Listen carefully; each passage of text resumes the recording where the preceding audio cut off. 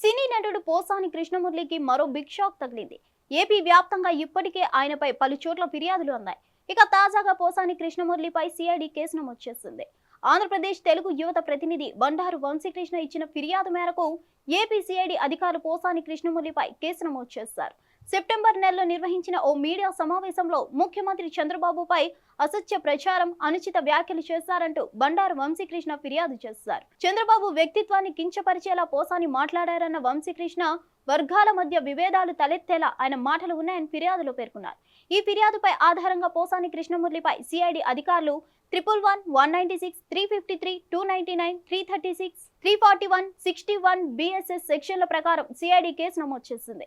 నేరం రుజువైతే 3 ఏళ్లు జైలు శిక్ష పడే అవకాశం ఉన్నట్లు సమాచారం. ఇంకోవైపు CM Nara Chandrababu Naidu, deputy CM Pawan Kalyan, IT మంత్రి నారా లోకేష్లపై అనుచిత వ్యాఖ్యలు చేశారంటూ ఇప్పటికే పలు చోట్ల పోసాని కృష్ణమురళిపై పోలీస్ స్టేషన్లలో ఫిర్యాదులు అందాయి. పవన్ కళ్యాణ్, నారా లోకేష్ గురించి చేసిన వ్యాఖ్యలకు కడప జిల్లా రిమ్స్ పోలీస్ స్టేషన్లో బీసీసీఎల్ ఉపాధ్యక్షుడు వెంకట సుబ్బయ్య ఫిర్యాదు చేశారు. అంతేకాకుండా రాజంపేట పోలీస్ స్టేషన్ కు కూడా ఫిర్యాదు అందింది.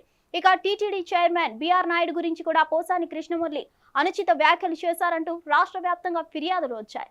పోసానిపై చర్యలు తీసుకోవాలంటూ పలు పోలీస్ స్టేషన్లలో టీడీపీ శ్రేణులు ఫిర్యాదులు చేశాయి.